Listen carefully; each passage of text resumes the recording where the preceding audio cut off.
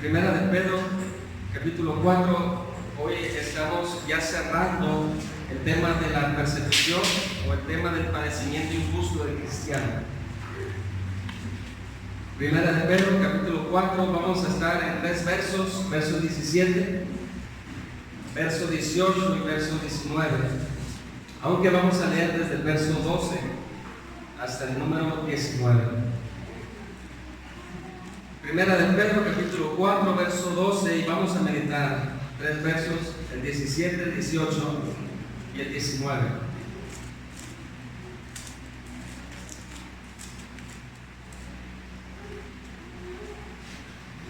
El tema de esta predicación, hermanos, se llama la purificación de la iglesia y la condenación eterna de los incrédulos. La purificación de la iglesia y la condenación eterna de los incrédulos. Dice el verso 12: amados, no os sorprendáis del fuego de prueba que os ha sobrevenido, como si alguna cosa extraña os aconteciese, sino gozaos por cuanto sois participantes de los padecimientos de Cristo, para que también en la revelación de su gloria os gocéis con gran alegría. Verso 14 del capítulo 4: si sois vituperados por el nombre de Cristo, sois bienaventurados, porque el glorioso Espíritu de Dios reposa sobre vosotros. Ciertamente de parte de ellos Él es blasfemado, pero por vosotros es glorificado. Así que ninguno de vosotros padezca como homicida, o ladrón, o malhechor, o por entremeterse en lo ajeno. Pero si alguno padece como cristiano, no se avergüence, sino glorifique a Dios por ello. Porque es tiempo de que el juicio comience por la casa de Dios. Y si primero comienza por nosotros, ¿cuál será el fin de aquellos que no obedecen el Evangelio de Dios? Y si el justo con dificultad se salva, ¿en dónde aparecerá el impío y el pecador? De modo que los que padecen según la voluntad de Dios encomienden sus almas al fiel Creador y hagan el bien. Hoy vamos a dividir, hermanos, en tres partes muy sencillas. La primera parte de estos tres versos que vamos a estar analizando se trata de la purificación de la iglesia, verso 17, primera parte, y verso 18, primera parte. Y vamos a ver, en base a esa verdad, de cómo Dios purifica a su iglesia a través de las pruebas o a través del padecimiento injusto. En base de esa verdad vamos a ver la condenación del pecador eternamente y para siempre en el verso 17, segunda parte, y en el verso 18, segunda parte. Hermanos, lo que vamos a ver hoy son dos polos opuestos de cómo Dios trata con su iglesia y cómo Dios trata con el pecador y con el impío. Así que seguimos en el contexto, pues, de este padecimiento injusto del cristiano. Y por último, hermanos, el verso 19, un llamado a la confianza de parte de Dios hacia el creyente, un llamado a la confianza. Hermanos, hace 2 domingos estuvimos hablando estuvimos meditando del verso 12 hasta el verso 16. Y estuvimos meditando, hermanos, cuál es el llamado que Pedro hace a sus hermanos en Cristo que están padeciendo persecución. Es un llamado, es un aliento, son palabras de aliento para estos hermanos, y lo mismo aplica para nosotros cuando estamos padeciendo injustamente algún tipo de persecución. Mas sin embargo, estos lectores verdaderamente estaban padeciendo por el nombre de Cristo, y podemos hacer 3 resúmenes. Ellos estaban padeciendo, número 1, por creer en el nombre de Jesús. Número 2, ellos están padeciendo, hermanos, por predicar el nombre de Jesús. Y por último, están padeciendo por vivir como Jesús dijo. Están padeciendo por el nombre de Cristo. Pedro les anima, pues, en estos versos pasados, desde el 12 hasta el verso 16, que el padecimiento injusto no debe ser un motivo de sorpresa. El cristiano no debe de sorprenderse cuando llega la persecución o llega el padecimiento injustamente. Eso, hermanos, es un motivo de ánimo.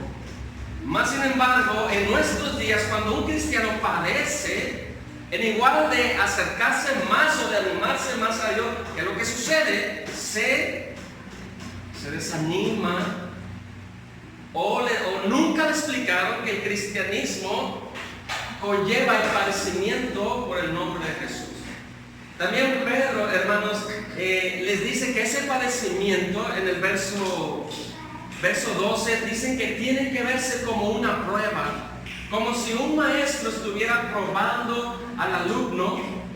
Tiene que verlo como esa prueba, y Pedro hace una alusión al metal, al oro, que el oro es pasado por una prueba que se llama el fuego, y ese fuego, el oro es pasado por el fuego con dos propósitos. Número uno, ser probado, a ver si es auténtico.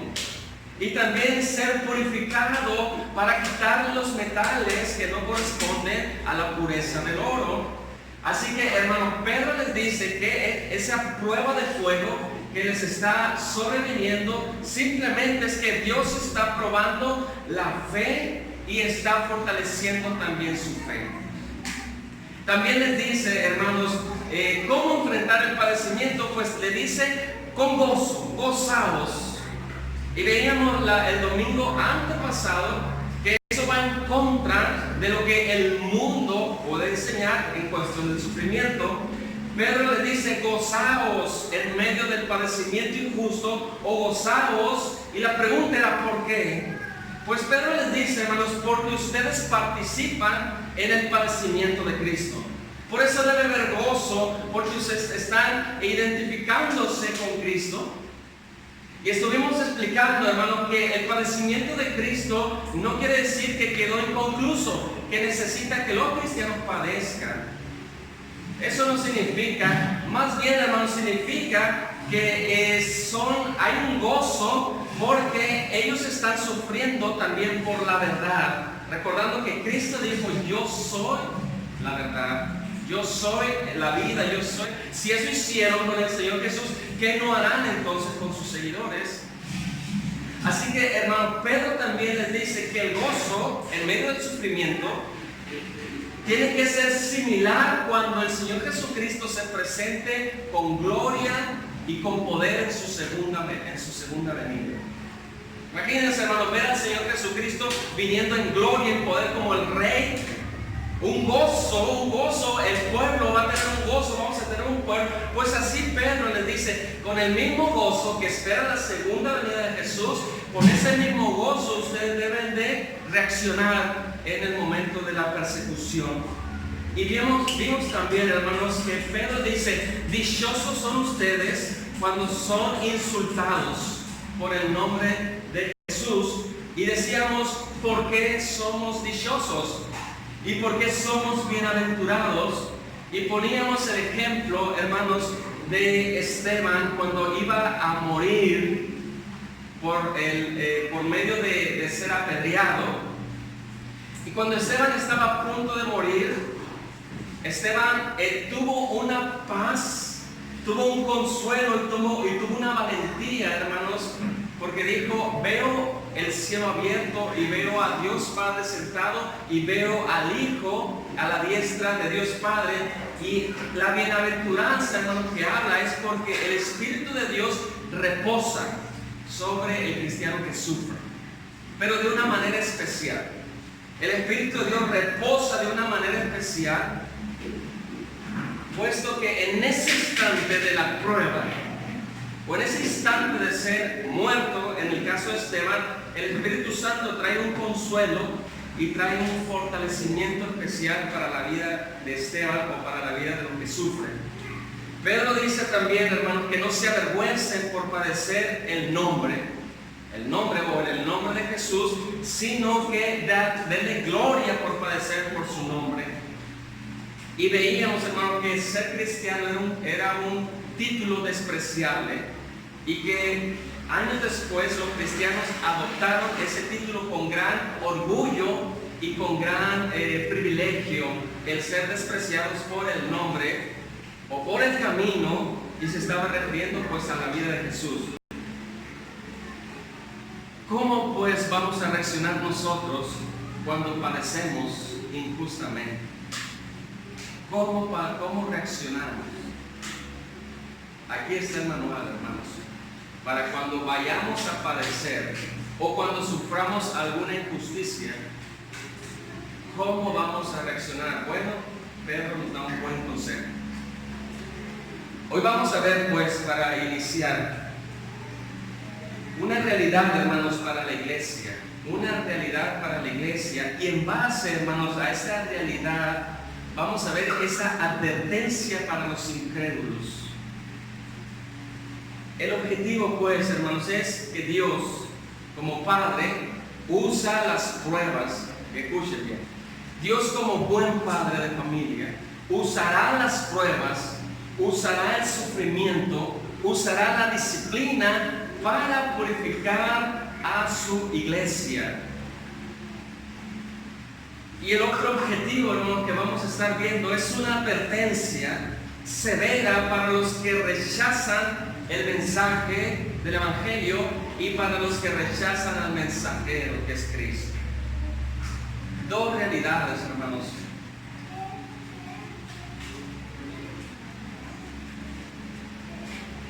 Y espero que tanto una realidad como la otra puedan edificar nuestra vida, porque tienen muy buena aplicación, hermanos, para cada uno de nosotros.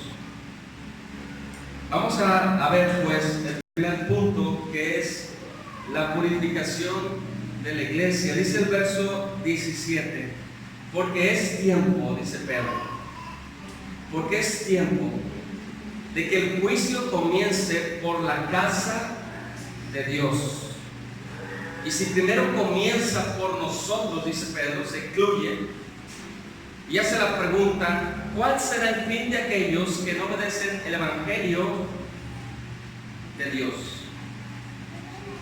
En el verso 17, Pedro trae en mente, hermanos, una parte del Antiguo Testamento, y vamos a ir a lo que Pedro está pensando en Ezequiel capítulo 9. Vamos a buscar Ezequiel.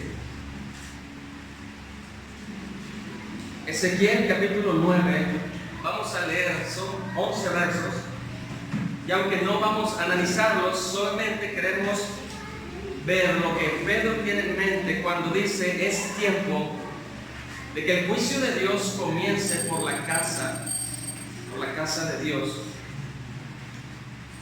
Pedro trae pues en mente el juicio de Dios para el pueblo de Israel o para la casa de Judá también. Ellos habían cometido un pecado, hermanos, en no escuchar a Dios a través de sus profetas. Ese era el más grande pecado de la casa de Israel, la casa de Judá. Ezequiel capítulo 9, verso 1 hasta el verso 11. Si usted ya lo tiene ahí, lo voy a leer. Clamo en mis oídos con gran voz, diciendo: los verdugos de la ciudad han llegado, y cada uno trae en su mano su instrumento para destruir. Y aquí 6 varones venían del camino de la puerta de arriba que mira hacia el norte, y cada uno traía en su mano su instrumento para destruir. Y entre ellos había un varón vestido de lino, el cual traía a su cintura un tintero de escribano, y entrados se pararon junto al altar de bronce. Y la gloria de Dios de Israel se elevó de encima del querubín sobre el cual había estado, al umbral de la casa, y llamó Jehová al varón vestido de lino, que tenía en su cintura el tintero de escribano. Y le dijo Jehová: pasa por el medio de la ciudad, por el medio de Jerusalén, y pones una señal en la frente a los hombres que gimen y que claman a causa de todas las abominaciones que se hacen en medio de ella. Y a los otros dijo, oyéndolo yo, pasa por la ciudad en pos de él y matad. No perdone vuestro ojo, ni tengáis misericordia. Matad a viejos, jóvenes y vírgenes, niños y mujeres, hasta que no quede ninguno. Pero a todo aquel sobre el cual hubiere señal, no os acercaréis. Y comenzaréis por mi santuario. Comenzaron pues desde los varones ancianos que estaban delante del templo, y les dijo, contaminad la casa y llenad los atrios de muertos. Salid, y salieron y mataron en la ciudad. Aconteció que cuando ellos iban matando y quedé yo solo, me postré sobre mi rostro y clamé y dije, ah, Señor Jehová, destruirás a todo el remanente de Israel, derramando tu furor sobre Jerusalén. Y me dijo, la maldad de la casa de Israel, de Judá, es grande sobremanera, pues la tierra está llena de sangre, y la ciudad está llena de perversidad, porque han dicho, ha abandonado Jehová la tierra, y Jehová no ve. Así pues haré yo, mi ojo no perdonará, ni tendré misericordia, haré recaer el camino de ellos sobre sus propias cabezas. Y aquí que el varón vestido de lino, que tenía el tintero a su cintura, respondió una palabra diciendo, conforme a todo lo que me mandaste. Pedro trae en mente, hermanos, del juicio de Dios a la casa de Israel por su pecado. Y uno de los más grandes pecados, como decíamos, era no escuchar a los profetas que venían de parte de Dios. Así que en el verso 6, hermanos, vemos una gran destrucción. En el verso número 6, matar a jóvenes, a niños, a mujeres, a ancianos, a toda persona. Vemos un juicio de parte de Dios en la casa de Israel, en la casa de Judá, hermanos. Pero también en medio de esa limpieza, en medio de ese juicio, en el verso 4, vemos que hay una gracia hacia un remanente, a los que tienen una marca, a los que tienen una señal. Dios preservó a el remanente fiel de la casa de Israel, porque había un pecado, hermanos, en esta nación. En el verso 9, Dios les estaba dando tiempo para arrepentirse, y ellos tenían un concepto de parte de Dios. Ellos pensaban que Dios ya no los estaba viendo. Dice el verso 9, y me dijo, la maldad de la casa de Israel y de Judá es grande sobremanera, pues la tierra está llena de sangre y la ciudad está llena de perversidad, porque han dicho, ha abandonado Jehová la tierra, y Jehová no ve. Dios, hermanos, le dio tiempo para arrepentirse. Vino el juicio, pero en medio de esa limpieza que estaba haciendo Dios a la casa de Judá y a la casa de Israel, hubo gracia para un remanente que permaneció fiel, hermanos. Ese remanente fiel, y quiero resaltar una característica, dice lo que acabamos de leer, ese remanente fiel gime y clama a causa del pecado ajeno. Gime y clama a causa del pecado ajeno. Lo mismo estaba pasando, hermanos, en la época de Pedro, donde los cristianos estaban en un mundo que no les pertenecía, donde los creyentes se consideraban como peregrinos, pero en medio de tanta oscuridad, hermanos, los verdaderos cristianos o el verdadero remanente, hermanos, estaba gimiendo por ver tanta maldad en la ciudad de Jerusalén. Lo mismo los lectores de Pedro, hermanos, gimen por tanta corrupción que existe en su sociedad.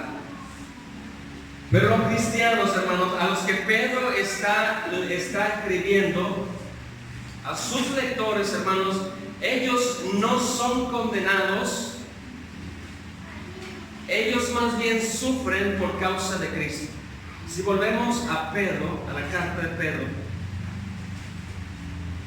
en el verso 14, en el verso 14, Pedro les dice que si son insultados por creer en Cristo, ellos gozan de una bienaventuranza. Ellos son dichosos. Puesto como decíamos ahorita al principio, que los cristianos de esta carta estaban sufriendo por creer en Cristo, estaban sufriendo por anunciar a Cristo y estaban sufriendo por vivir vidas diferentes, vidas santas. ¿Qué significa pues el verso 17 cuando dice: porque es tiempo de que el juicio comience por la casa de Dios? ¿Qué significa, hermanos, esta frase? El juicio comienza por la casa de Dios. Hermanos, debemos de entenderlo, que no significa que hay una condenación para el pueblo de Dios. Eso es obvio. Pedro no les está diciendo que hay condenación o que el pueblo de Dios no tiene seguridad de salvación. Más bien, cuando Pedro habla acerca de un juicio en la casa de Dios, hermanos, está hablando de una purificación. Dios está usando una purificación en su familia, y en base a esa verdad, hermanos, está desplazando otra verdad hacia los que no son parte de su pueblo. Pedro dice: es tiempo que el juicio de Dios comience por la familia, por mi familia, dice Dios, pero en base a esa verdad yo voy a purificar a mi iglesia, dice Dios, porque yo soy un Dios santo. Mas sin embargo, hermanos, dice otra verdad: pero los que no son parte de mi pueblo, les espera una condenación eterna. Pedro no dice la condenación eterna es para la familia de Dios. Dios dice: voy a usar la persecución, voy a usar la disciplina, voy a usar todo lo que tenga yo previsto para purificar la fe de mi pueblo, y en consecuencia voy a establecer un justo juicio para los no creyentes, un castigo, una condenación eterna. La familia de Dios, hermanos, no sufrirá condenación, puesto que Cristo ya ha llevado su pecado. De eso deben estar seguros los lectores de esta carta. Ellos no sufrirán juicio, no sufrirán condenación, porque Cristo ya sufrió por ellos en la cruz. Él ya llevó la maldición del pecado en la cruz. Ellos son hombres perdonados, ellos son hombres libres gracias a Cristo. Mas sin embargo, hermanos, son hijos de Dios, y los hijos de Dios, Dios ha establecido purificarlos. Ellos no deben de temer a la condenación eterna, hermanos, porque son hijos de Dios con poder. Su sufrimiento, hermanos, es considerado temporal. Dice el verso 17: porque es tiempo de que el juicio de Dios, o el juicio, comience por la casa de Dios. Filipenses capítulo 1 nos dice, hermanos: porque a vosotros, y esto es muy interesante, lo mismo había pasado con los lectores de Pedro, porque a vosotros se les ha concedido una gracia. Se les ha concedido no solo creer en Jesucristo, sino que también padecer por Jesucristo. Hermanos, tanto el padecimiento podemos considerarlo como una gracia, porque Dios usa el sufrimiento del cristiano para probar su fe y para purificar su vida, o también su fe. Él acerca, hermanos, a su familia, a los suyos, a través de las pruebas. Las pruebas tienen un propósito: acercar al cristiano, acercar a su familia hacia Dios mismo, pero también tienen un propósito, hermanos: aleja a los falsos creyentes. La tribulación, las pruebas, el sufrimiento, la purificación, hermanos, tiene otro propósito: aleja a las personas no creyentes o a los que tienen una fe falsa. Pedro les dice que Dios usa el sufrimiento como algo benéfico para la vida del cristiano. Y cuando hablamos, hermanos, de la purificación, tenemos en mente Hebreos capítulo 12 y vamos a leer solamente unos versos. Hebreos capítulo 12. Estamos hablando, hermano, ¿qué significa el juicio de Dios para su familia? ¿Qué significa? Pues significa purificación con un buen propósito. Hebreos capítulo 12 habla acerca de la disciplina amorosa que tiene Dios para con sus hijos, para con su familia. Hebreos capítulo número 12.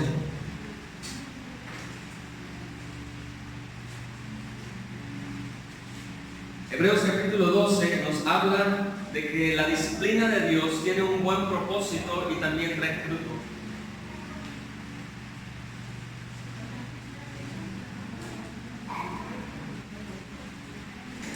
Dice el verso 1 del capítulo 12: por tanto nosotros también, teniendo en derredor nuestro tan grande nube de testigos, despojémonos a todo peso y del pecado que nos asedia, y corramos con paciencia en la carrera que tenemos por delante. El contexto, hermanos, también es similar. El contexto es cristianos que padecen persecución. Dice el verso 2: puesto los ojos en Jesús, el autor y consumador de la fe, el cual por el gozo puesto delante de él sufrió la cruz, menospreciando lo oprobio, y se sentó a la diestra del trono de Dios. En medio del sufrimiento, el escritor de Hebreos dice lo siguiente: considerad aquel que sufrió tal contradicción de pecadores contra sí mismo, para que vuestro ánimo no se canse hasta desmayar.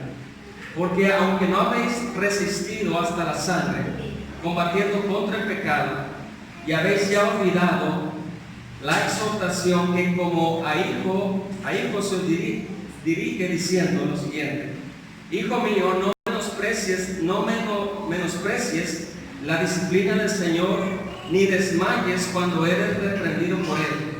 Porque el Señor al que ama disciplina y azota a todo el que recibe por hijo. El verso 7 dice: si soportáis la disciplina, Dios os trata como hijos, porque ¿qué hijo es aquel a quien el Padre no disciplina? Pero si os deja sin disciplina, del cual todos han sido participantes, entonces sois bastardos y no hijos. Por otra parte, tuvimos a nuestros padres terrenales que nos disciplinaban y los venerábamos. Y la pregunta es: ¿por qué no obedecemos mucho mejor al Padre de los Espíritus y viviremos? Y aquellos ciertamente por pocos días nos disciplinaban como a ellos les parecía, pero para lo que nos es provechoso, para participar de su santidad. Es verdad que ninguna disciplina al presente parece ser causa de gozo, sino de tristeza, pero después da fruto apacible de justicia a los que en ella han sido ejercitados. Hermanos, el propósito de la disciplina de Dios para su familia es participar en su santidad y trae un fruto, hermanos, es un fruto apacible de justicia. Cuando nosotros nos referimos, pues, a lo que dice Pedro, porque es tiempo de que el juicio comience por la casa de Dios, hermanos, no significa que hay una condenación eterna para el pueblo de Dios. Significa que Dios está usando y va a usar todo lo que esté establecido, ya sea disciplina, ya sea persecución, ya sea padecer injustamente por su nombre. Todo lo que Dios hace, lo va a hacer con un buen propósito para nuestro beneficio, porque Dios ama a su pueblo y Dios disciplina en amor a su pueblo para conformarlo a la imagen de su Hijo Jesucristo. En conclusión, pues, de esta parte, podemos decir, hermanos, que Pedro les dice que las pruebas traerán como resultado una mayor santificación del creyente y también una gloria más para Dios. Es una prueba como de fuego, la cataloga Pedro. Es una prueba que no va a destruir, hermanos, al creyente, puesto que Dios no va a dar algo que el creyente no pueda resistir. Por otra parte, pues, en el verso 18, el otro contraste lo vemos en el verso 18. Dice el verso 18, la primera parte: y si el justo con dificultad se salva, ¿en dónde aparecerá el impío y el pecador? Ahorita vamos a contestar esas dos preguntas. Del verso 17 se parte y hace una pregunta. Si Dios dice, purifica a la casa, a su casa, ¿qué va a pasar con los que no son de su casa? Esa es una pregunta. Y dice el verso 18, si el justo con dificultad se salva, ¿qué va a suceder pues con el que no es justo? Ahorita vamos a contestar esas dos preguntas. Pero ¿qué tal la frase esta, hermanos? Si el justo con dificultad se salva. En primer lugar, hermanos, tenemos que establecer quién es el justo. El justo es el cristiano. El justo es aquel que pertenece a la familia de Dios. Pero ¿por qué se le llama justo? Hermanos, ¿por qué la Biblia a usted y a mí nos llama justos? Pues nos llama justos, hermanos, porque Dios como un juez nos ha declarado justificados por la fe, en base, hermanos, a la persona de Jesucristo. Por eso Pedro dice, y si el justo con dificultad se salva, ¿qué va a suceder con los que no son justos? Dios ha justificado, hermanos, a su iglesia, y a través de Cristo, hermanos, nos ve libres de pecado. En base a Cristo, en base a esa declaración que Dios ha hecho a nuestro favor. Así que, hermano, no se avergüence de ser llamado usted justo, porque es una declaración que el juez supremo nos ha dado a cada uno de nosotros, no en base a nuestras justicias, sino en base a la justicia de otro, y ese otro es Cristo. Cristo cargó el pecado en la cruz, justicia satisfecha por parte de Dios. Cristo vivió la vida perfecta que tú y yo no podemos vivir para entrar al cielo, justicia perfecta. Dios nos declara justos. Pero ¿qué significa, hermano, que el justo con dificultad se salva? ¿Qué significa esta frase? ¿Fuimos declarados justos? Es una pregunta con gran dificultad. ¿Sí o no? La respuesta es no, hermano. ¿Por qué? Porque la justificación fue en Cristo, pero fue una justificación poderosa. Fue una justificación con poder. La vida de Cristo fue poderosa. En la muerte de Cristo, hermanos, también fue poderosa. Tanto que podemos decir que esa declaración legal fue dicha con poder. Y no podemos decir que el justo apenas fuimos salvos. No es lo que Pedro está diciendo en esta parte. ¿Cómo interpretamos pues este verso? Lo interpretamos, hermanos, a la luz de la disciplina de Dios hacia su iglesia, a la disciplina de Dios hacia su pueblo. Lo que Pedro dice, hermano, que los cristianos tendremos que luchar, tenemos que padecer persecución, sufrir por causa de Jesús, porque estamos, hermanos, en un camino ancho o en un camino angosto. Por supuesto, hermanos, por el camino angosto es por el que el cristiano ha entrado, y es un camino dificultoso, es un camino no espacioso. En Hechos capítulo 14, Lucas relata lo siguiente: debemos pasar por muchas dificultades para entrar en el reino de Dios. Debemos de pasar muchas dificultades. Significa, hermanos, que la vida del cristiano estará llena de obstáculos, estará llena de dificultades. No será una vida fácil. Y aprovechando, hermanos, podemos nosotros volver a recordar o ver ese buen libro, El progreso del peregrino, donde la vida del peregrino, hermanos, fue una vida de lucha tras lucha tras lucha hasta llegar a la ciudad celestial. Pedro dice, y si el justo con dificultad se salva, ¿en dónde aparecerá el impío? En Lucas también, en el capítulo 27, hermanos, habla sobre la dificultad que tuvieron los marineros de mantener el barco en curso.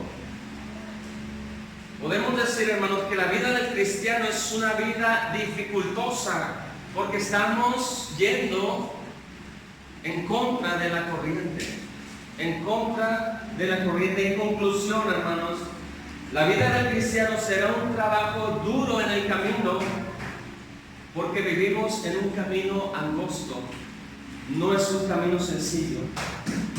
Pero la conclusión, pues, hermanos, Pedro dice, seguidores de Cristo, regocijaos.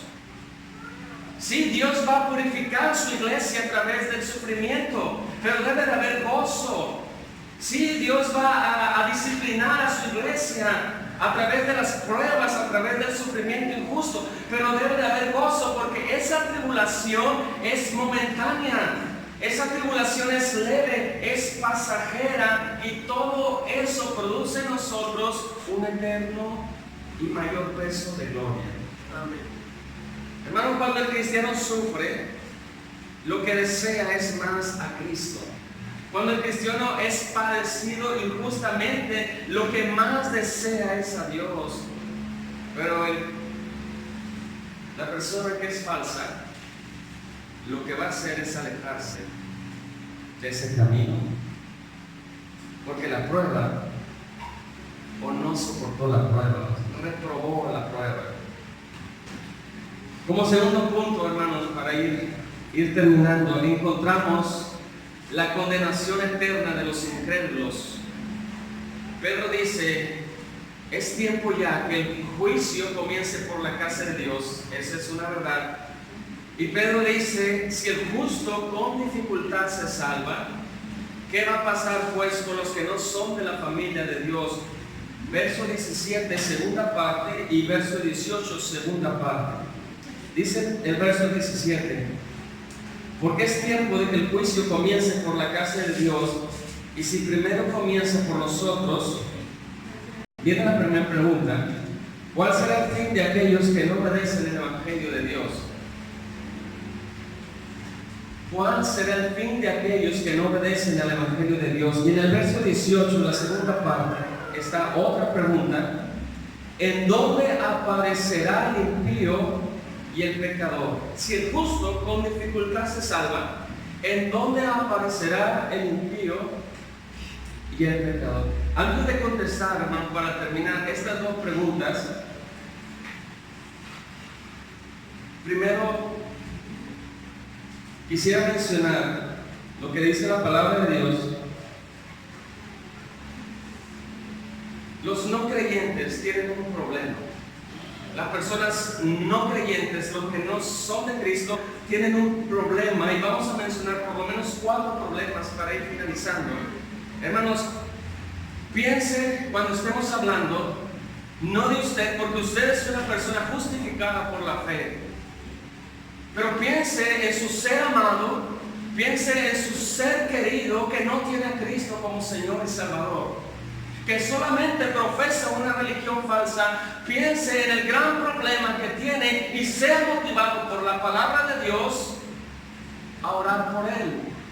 El primer problema, hermanos, de los no creyentes es que se consideran buenas personas. El primer problema de los no creyentes, se consideran buenos, hermanos. Y si usted le pregunta a una persona justificada, ¿te consideras bueno? Si yo le digo al hermano Gustavo, Gustavo, ¿tú eres bueno? El hermano Gustavo va a decir, no, Isaac, yo soy la peor persona porque pequé contra el Señor, porque pequé contra Cristo, desde que tuve conciencia, pero por gracia soy salvo. Eso es distinto, ¿verdad? Pero las personas, hermanos, que rechazan a Cristo tienen el problema de que se consideran buenos. Se consideran buenos, hermanos, no se consideran pecadores, porque siempre están mirando el pecado ajeno y nunca analizarse su propio pecado. Otro problema, hermanos, es que no temen a Dios, no temen el juicio de Dios. Son problemas muy graves para las personas a quien nosotros amamos y no son parte de la familia de Dios. Hermanos, último problema que podemos mencionar: confían en sus propias obras, confían en sus propias justicias. Son grandes problemas ante los ojos de Dios. Dice el Salmo 14: dice el necio en su corazón, no hay Dios. Se ha corrompido, hacen obras abominables. No hay quien haga el bien, todos se desviaron, se han corrompido. No hay quien haga lo bueno, no hay ni siquiera uno. Y vean esto lo que sigue, hermanos. Jehová miró desde los cielos sobre los hijos de los hombres para ver si había algún entendido que buscara a Dios. ¿Cuál es la respuesta bíblica, hermanos? No encontró a nadie que buscara a Dios. No encontró a ninguna buena persona de entre los hijos de los hombres. El primer problema que tienen, hermanos, las personas no creyentes es que se consideran buenas personas, no se consideran pecadores. No temen al justo juicio de Dios, no temen que después de 100 años tendrán que morir y presentarse ante el juez supremo, y cada palabra que ha salido de su boca será pasado por el juicio de Dios. No temen, hermanos, como dice Romanos 3, por cuanto todos hemos pecado y están destituidos de la gloria de Dios. Dice Hebreos 9:27, está establecido para los hombres que mueran una sola vez y después de esto el juicio. ¿Está usted pensando como cristiano en las personas queridas a las que usted ama? Usted ha sido librado del juicio de Dios por gracia, pero ¿qué pasa con mis hermanos que yo amo? Con mis padres, con mis tíos. Tienen un gran problema delante de Dios. Un día han de comparecer ante el juicio de Dios. Y ellos han de ser juzgados por toda palabra que han hecho y cada pensamiento que han tenido. Como segunda verdad, hermanos, ya vimos el problema. No hay quien busque a Dios. Todos nos hemos corrompido. No hay ni uno solo bueno, dice Pablo en Romanos. Pero también tenemos una gran verdad que nos consuela, hermanos, que se necesita el poder de Dios para obrar en el corazón de mis amigos o de mi familia a quien amo. Se necesita el poder de Dios, hermanos, para crear un nuevo nacimiento. Se necesita que Dios intervenga en la vida de mi padre para hacerlo nacer de nuevo y pueda ver el juicio de Dios y pueda ver el pecado que hay en él y que pueda ver que sus propias justicias no le alcanzarán para el día final. Se necesita de Dios, hermanos, para transformar la vida de un hombre o de una mujer.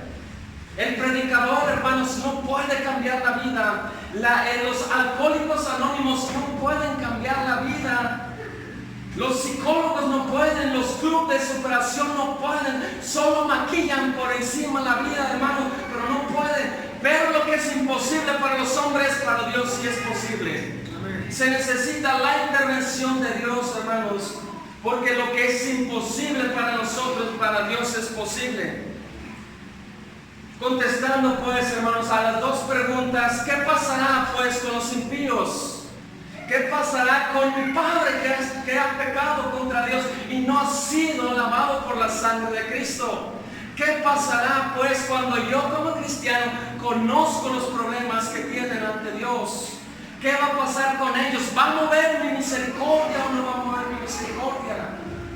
¿Va a mover mi deseo de orar por ellos o no va a mover mi deseo? ¿Qué sucede pues? Segunda de Tesalonicenses, capítulo 1, si gusta usted buscarlo.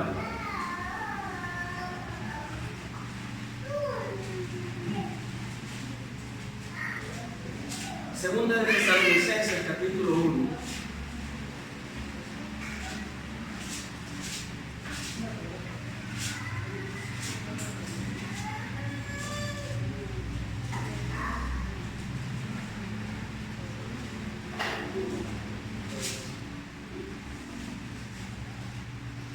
Dice el verso 3, contestando lo que Pedro dice: si el juicio comienza por la casa de Dios, hablando de la purificación, ¿qué va a hacer Dios pues con los que no son de su familia? ¿Qué va a hacer Dios con el pecado? Es un tema que raramente podemos hablar con una persona, pero debemos de hacerlo. Dice el verso 3, segunda de Tesalonicenses, verso 3.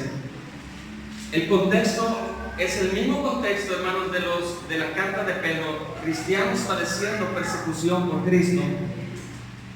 Dice el verso 3, debemos siempre dar gracias a Dios por vosotros, hermanos, como es digno, por cuanto vuestra fe va creciendo y el amor de todos y cada uno de vosotros abunda para con los demás. Tanto que nosotros mismos nos gloriamos de vosotros en las iglesias de Dios, por vuestra paciencia y fe en todas vuestras persecuciones y tribulaciones que soportáis. Esto es demostración del justo juicio de Dios, para que seáis tenidos por dignos del reino de Dios, por el cual asimismo padecéis. Porque es justo delante de Dios pagar con tribulación a los que os atribulan. Y a vosotros que sois atribulados, daros reposo con nosotros, cuando se manifieste el Señor Jesús desde el cielo con los ángeles de su poder. Verso 8. En llama de fuego para dar retribución a los que no conocieron a Dios, ni obedecen el evangelio de nuestro Señor Jesucristo, los cuales sufrirán pena eterna perdición, excluidos de la presencia del Señor y de la gloria de su poder. Contestando pues, hermano, ¿qué va a pasar con los que no son de la familia de Dios? Como acabamos de leer, hermanos, serán atribulados, pero no momentáneamente, sino eternamente.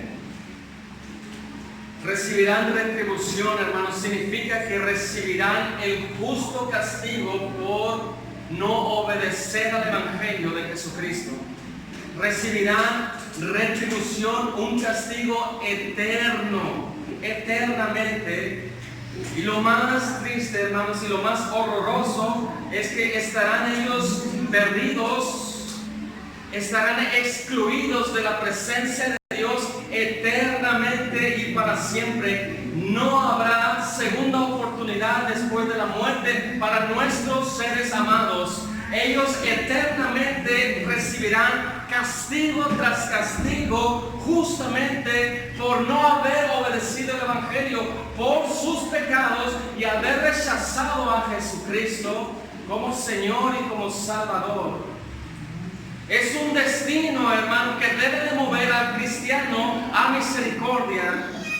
Jesús dijo, hermanos, en Mateo 25, entonces le dirá también a los de la izquierda: apartados de mí. Son palabras muy fuertes de Jesús.